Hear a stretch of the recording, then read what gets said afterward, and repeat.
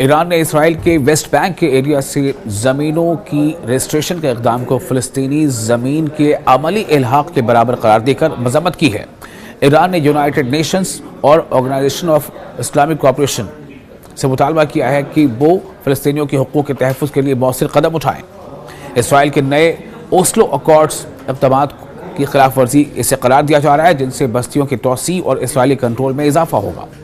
ایران کی وزارت خارجہ کے ترجمان اسماعیل بقائی نے بدھ کے روز اسرائیل کی اس کوشش کی مذمت کی ہے جس کے تحت وہ مقبوضہ مغربی کنارے، جسے ہم ویسٹ بینک بھی کہتے ہیں، اس ایریا سی میں زمینوں کے رجسٹریشن کے ذریعے اپنا کنٹرول مزید مضبوط کرنا چاہتا ہے۔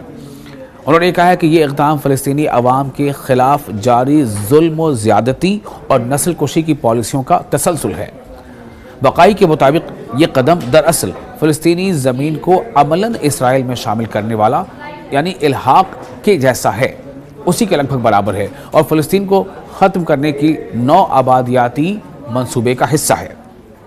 انہوں نے کہا ہے کہ یونائیٹڈ نیشنز اور اس کے رکن ممالک کی ذمہ داری ہے کہ وہ اس اقدام کی مخالفت کریں اور تل ابیب حکومت کو جواب دیں بنائیں، یعنی اسرائیل کو جواب دہ بنائیں۔ انہوں نے مزید کہا کہ آرگنائزیشن آف اسلامک کوآپریشن اور کئی ممالک نے بھی اسرائیل کے اس غیر قانونی اور مجرمانہ اقدام کی مذمت کی ہے اور اقوام متحدہ سے مطالبہ کیا ہے کہ وہ فلسطینیوں کے حقوق، خاص طور سے جینے کے حق اور حق خود ارادیت کے تحفظ کے لیے مؤثر اقدامات کرے۔ حال ہی میں اسرائیل نے مقبوضہ مغربی کنارے میں وسیع اقدامات کی منظوری دی ہے، جن کے بارے میں فلسطینیوں کا کہنا ہے کہ یہ اوسلو اکارڈز کی خلاف ورزی ہیں اور فلسطینی علاقوں کے عملی الحاق کے برابر ہیں۔ یہ پالیسی اسرائیل کے انتہا پسند وزیر خارجہ، جن کا نام ہے بیزالل سموٹریچ، اور وزیر دفاع اسرائیل کاتز کی جانب سے پیش کی گئی ہے۔ اس کے تحت ویسٹ بینک میں حکومتی نظام میں بڑی تبدیلیاں کی جائیں گی، جس سے یہودی بستیوں کی توسیع، زمینوں پر قبضہ اور فلسطینی شہری حقوق میں کمی کا راستہ ہموار ہوگا۔ اعلان کے مطابق ان اقدامات سے اسرائیلی آبادکاروں پر عائد پرانی قانونی پابندیاں ختم کی جائیں گی،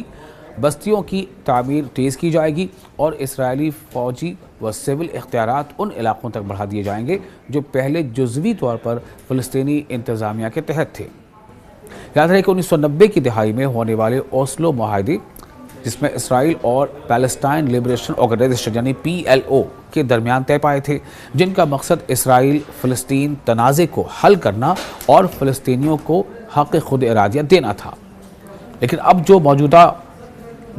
کارکردگی اسرائیل کی طرف سے انجام دی جا رہی ہے، اس سے ایران نے اس پر سخت الفاظ پر تنقید کی ہے، اور ساتھ ہی ساتھ جو آرگنائزیشن آف اسلامک کوآپریشن ہے یعنی کہ عرب ممالک کے بھی بہت سارے ایسے ملک ہیں جن کی طرف اس کا دھیان کھینچا ہے، اور یہ اپیل کی گئی ہے کہ تمام ایسے ممالک جو بھی اس کے اسٹیک ہولڈرز ہیں وہ اس جانب توجہ دیں، جو کہ ایران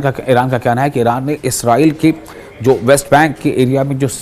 ایریا سی جو ایک ایریا ہے کافی لمبا صاحب، جس میں زمینوں کے رجسٹریشن کے اقدام کو فلسطینی زمینی کے عملی الحاق کے برابر قرار دے رہا ہے، یعنی کہ وہ زمین فلسطین کی ہے، زمین ویسٹ بینک میں ہے، فلسطین کی زمین ہے، لیکن اسرائیل انتظامیہ چاہتا ہے کہ وہ اسے اپنے زیر تحت اس کا رجسٹریشن کرائے، اور جو نو آبادیاتی جو سیریز ہے، جو چین ہے، جس میں وہ دنیا بھر کے الگ الگ حصوں سے جو یہودی وہاں آتے ہیں ان کو وہاں بسانے کی کوشش ہوتی ہے، ان کو وہاں سیٹل کرائے۔ اس پر ایران نے یونائیٹڈ نیشنز یعنی اقوام متحدہ، سنیت راشن اور ساتھ ہی آرگنائزیشن آف اسلامک کوآپریشن سے مطالبہ کیا ہے کہ وہ فلسطینیوں کے حق کے تحفظ کے لیے آواز بلند کریں، اور جس طرح سے لگاتار اسرائیل جو ہے ایسے تمام قانونوں کی یا اکارڈز کے شقوں کی خلاف ورزی کر رہا ہے اس پر روک لگائیں۔